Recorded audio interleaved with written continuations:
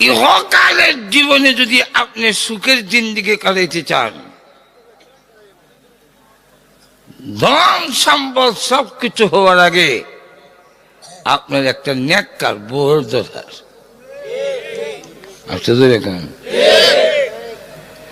নেককার বউ যদি থাকে, গাছের তলে থাকলেও জান্নাতের শান্তি পাইবেন। আর যদি বিশাল অট্টালিকার মালিক হন আর বউটা যদি উল্টা পাল্টা হয়, তাহলে দুজকের আগুনে ঘরের ভিত্তি জ্বলবেন।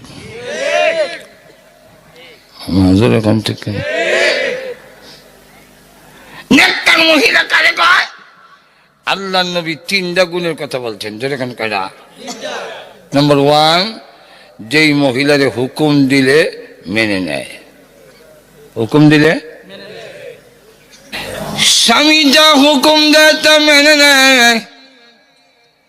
হযরত আলী রাদিয়াল্লাহু আনহু গভীর রজনীতে এসে ডাক দিলেন, ফাতেমা।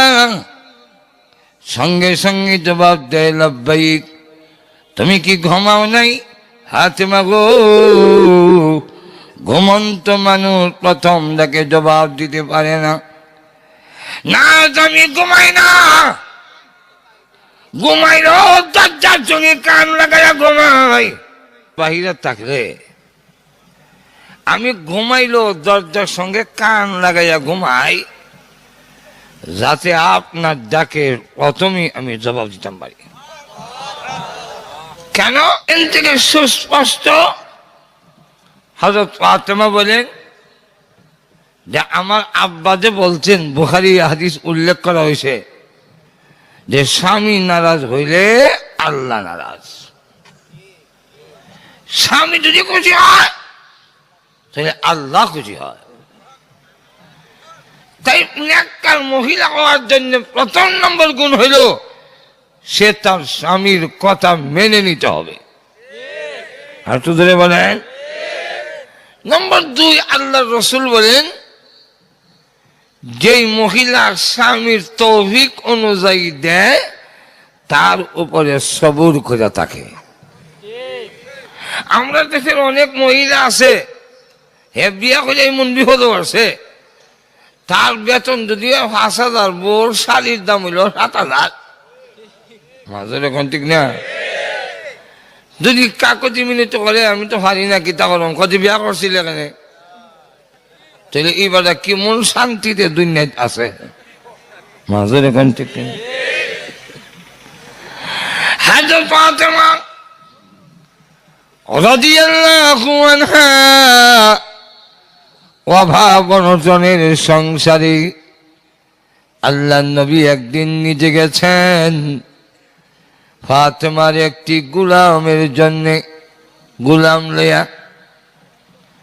হযরত আলী বলেন, ফাতেমা নিজের হাতে তুমি জাতা গুড়াইয়া আদা তৈরি করো, এতে হাতের মধ্যে দাগ পড়ে গেছে, কর পড়ে গেছে, শক্ত হয়ে গেছে। ফাতেমা গো, কলসি দিয়া, চামড়ার কলসি দিয়া কুয়ার থেকে পানি উড়াইতে গিয়া তোমার কোমরের মধ্যে কলসির, চামড়ার কলসির দাগ পড়ে গেছে। ফাতেমা রাদিয়াল্লাহু আনহার মতো কিয়ামত পর্যন্ত এর চাইতে সুন্দরী কোন মহিলা পয়দা হবে না। দাগগুলো বড় দেখা যায়। হযরত আলী বলেন, এই ফাতেমা, আমি তোমাকে দিতে পারি না, তোমাকে ভালো একটা দাসী বান্দি দিতে পারি না কাজ করার জন্যে। আল্লাহর নবী কত বান্দি, কত গোলাম বিতরণ করেন, তুমি একটা নবীর কাছে প্রস্তাব দাও না? ফাতেমা বলেন, না না, আমার নিজের জন্যে আমি আব্বার কাছে বলতে পারবো না। তারপর একদিন বলেছেন স্বামীর অনুরোধে, আল্লাহ নবী পরিষ্কার জানাই দিলেন, মাগো, ও মা, আমি শুধু তোমার আব্বা না, আমি দেশের সকলের দায়িত্বশীল, আমি মক্কা মদিনার রাষ্ট্রনায়ক। যতক্ষণ পর্যন্ত এই এরিয়ার প্রত্যেকটা মানুষকে একটা করে দাসী বান্দি দিতে না পারবো, মাগো আমি বাবা হইয়া তোরে দিতে পারবো না। তবে তোমার একটা দোয়া শিক্ষা দিই, এই দোয়া আপনারা শিক্ষা রাখেন, হইতাম নি আর শুধু রেখান না।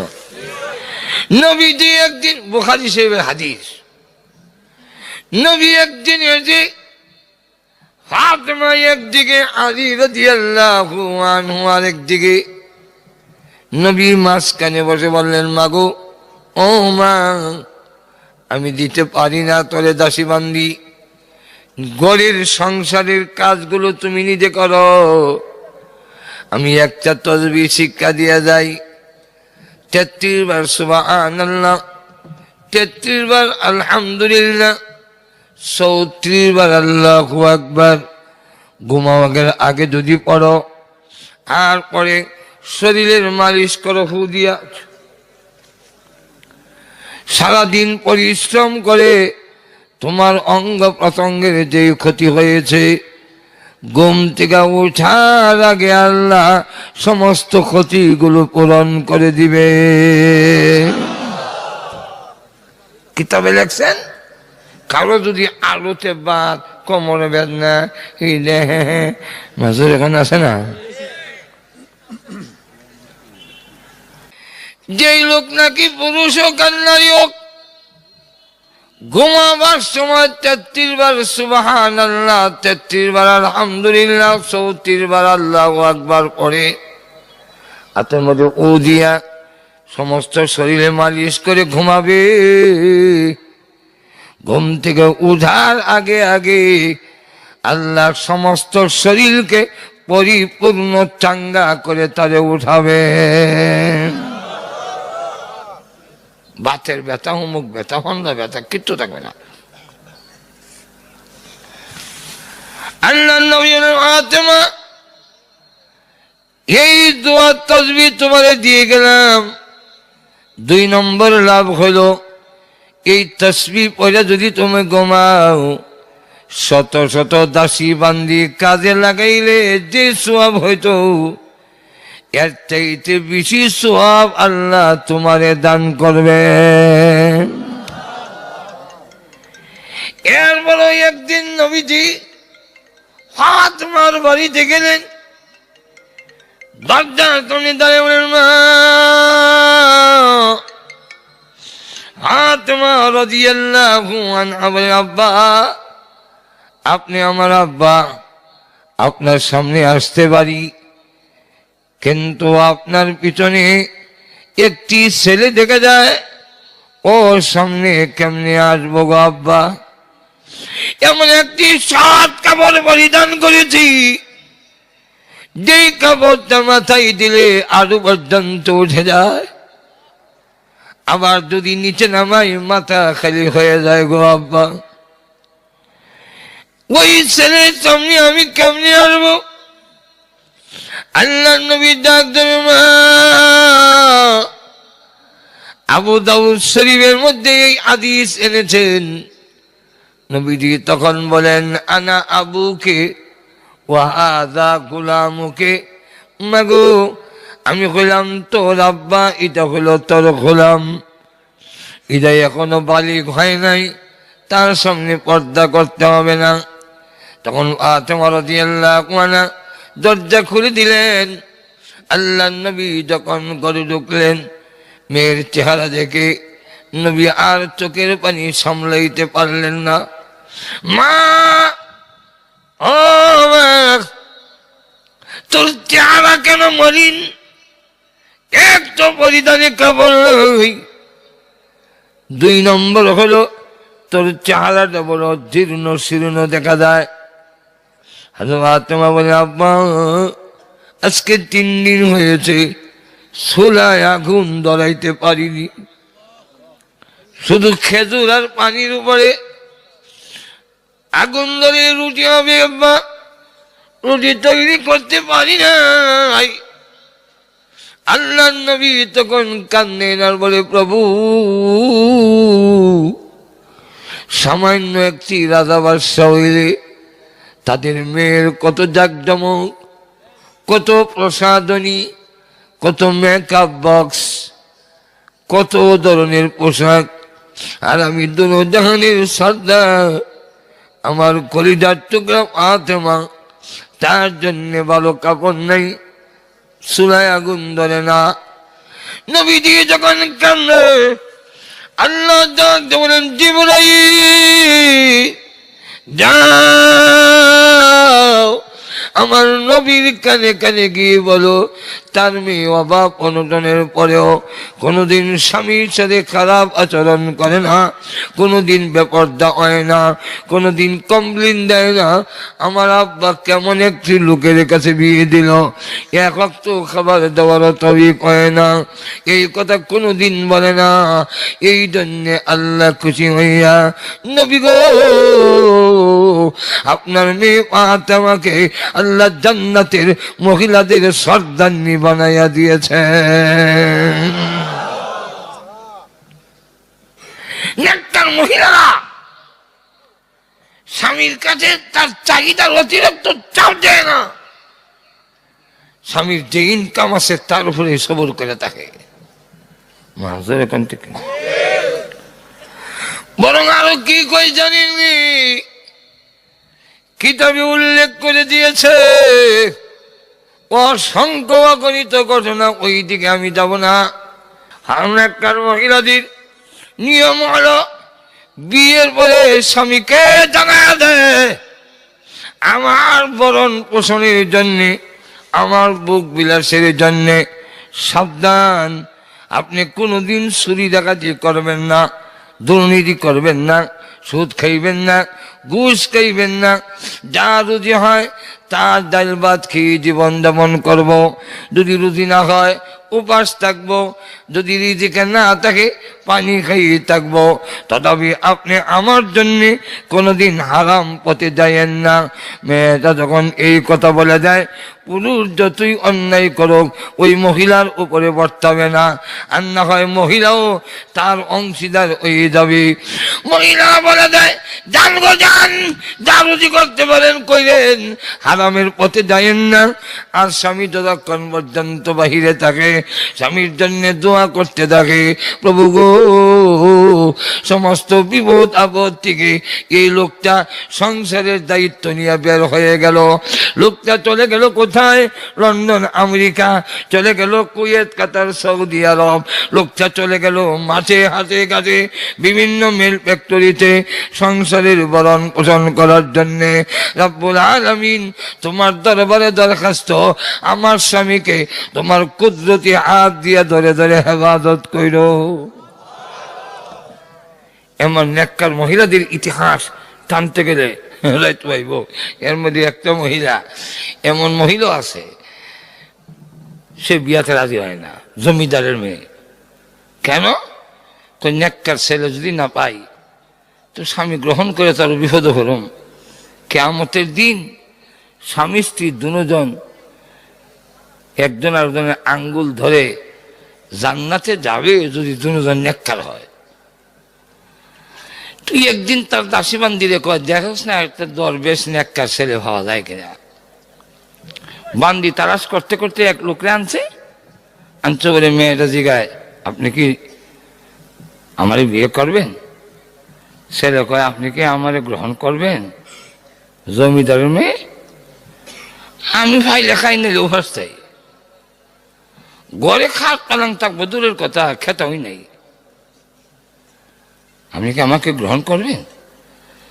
মহিলা দেখো এমন ছেলে তো তালাশ করতেছি বেটা, তাইলে আপনি রাজি হইলে আমি রাজি। বিয়ে হয়েছে, বাড়িতে নিয়ে গেছে, দুজন রোজা, সকালে কাজে বের হয়েছে, সারাদিন রোজা রেখে গুললো, কোনো কাজ পাইল না। আসরের নামাজের পরে মরুভূমি বালুর মধ্যে বইয়া হাত তুলে কান্দে, প্রভু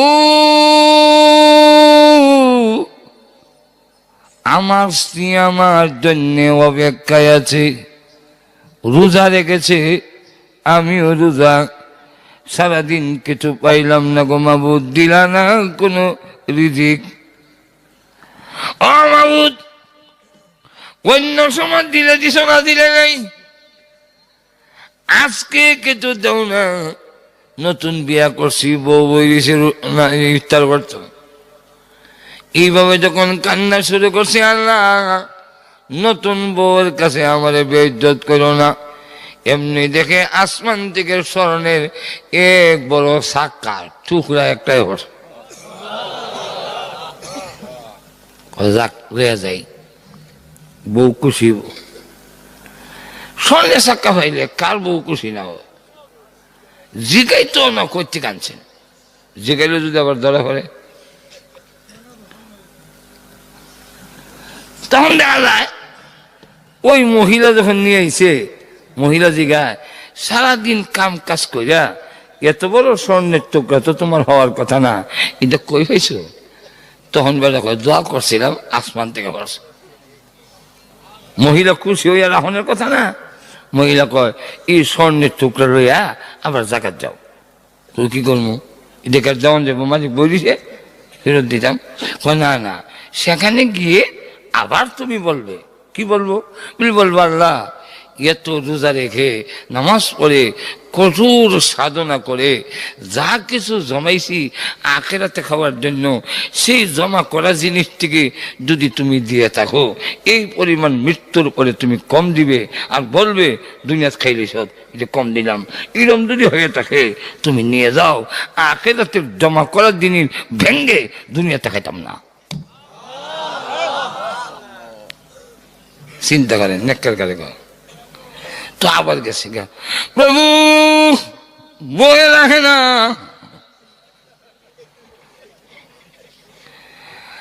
আখেরাতের জন্য যা জমা করছি তার থেকে যদি দিয়ে থাকো গো মাবুদ, ফিরত নিয়ে নাও, ফিরত নিয়ে নাও। আখেরাতের জমা করা জিনিস আমরা ব্যঙ্গে দুনিয়াতে খাবো না, দুনিয়াতে খাইতে চাই না, জান্নাতে খাইতাম। এই কথা বলতে এমনি দেখে ঘূর্ণিঝড়ের মতো বাতাস এসে স্বর্ণের চাকাকে আবার আসমানে নিয়ে গেল। উনি তাকায় রইলেন, কত বড় জেহাদ, এত বড় স্বর্ণের চাকা হয় আর ফিরত দিলানি। বউর কাছে গিয়ে বললেন সিগো নিয়ে গেছে। এমনি কয় আলহামদুলিল্লাহ, আমি বড় খুশি হইলাম। এই কারণে আমরা দুনিয়াতে বুক করতে চাই না, আমরা বুক করতে চাই জান্নাতে। এই জন্য নেককার মহিলা 2 নম্বর কোয়ালিটি হলো সে স্বামী যা দিবে, আবার যদি কিছু পুরুষের খাসলত খারাপ তৌফিক তাহার হলো বলে দেয় না। মাজুর এখন ঠিক না, বউ একটা জিনিস চাইলে তৌফিক থাকলো দিত না। এমনও দেখছি আমরা সমাজে, মানে মাথা সাবান দিয়ে মোট দিছে, তো তেল দাউন লাগে, তো তো জামাই কইছে বাজার থেকে রসুলগঞ্জে নেলে লাউতলা বাজার থেকে, লাউতলা নাকি তা এই বাজার থেকে একটা নারকেল তেল আনেন, তো কেরোসিন তেল আইছে। ইমাম জামাই যদি হয়, আল্লাহ নবী বলেন বুখারীর হাদিস, ও মহিলারা আমার আওয়াজ শুনলে আপনারা ভালো করে লেখকে রাখেন। যদি জামাই এরকম হয় তো জামাইয়ের ঘরের যা হইবেন, চাউল হোক তার ধান হোক আর যা কিছু হোক, বেচা তেল আইন না মাথার দেলাইও।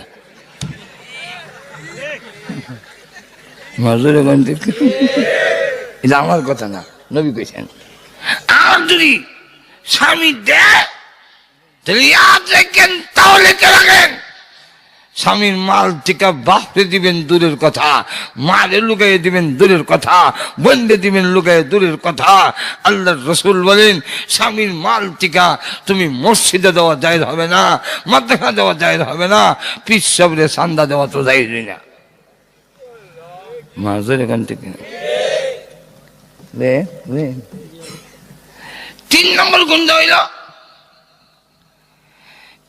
ঘরের মধ্যে এমন ভাবে থাকা, স্বামী যৎকান করো তাকে ভালো করে মুখ পরিষ্কার রেখে স্নো পাউডার আলতা যা দিবার, ভালো পোশাকটা হইয়া থাকবেন। কিন্তু আমরা দেশের নিয়ম হইল ঘরে যখন থাকে এই মহিলা করে দেখছি মুজবার দেখতে না এইরকম এটা। আর যখন বাইরে চায় তখন সুহদার আলটা আলকা বাপ এটা তুমি কারে দেখাই বাইর। আল্লাহ নবী বলেন এমন ভাবে যদি তাকো যেই সুন্দর পরিষ্কার পরিচ্ছন্ন থাকার কারণে স্বামীর মুখে হাসি আসে, এই তিনটা গুণ যদি কোনো মহিলার কাছে থাকে, আল্লাহ নবী বলেন এই মহিলা হলো নেককারিনী। এই মহিলার কারণে তোমার ঘর হবে জান্নাতের বাগান। এই মহিলা যদি মৃত্যুবরণ করে, আল্লাহ পাক ঘোষণা দিয়েছেন তার জন্য আল্লাহ জান্নাত তৈরি করে রেখেছেন।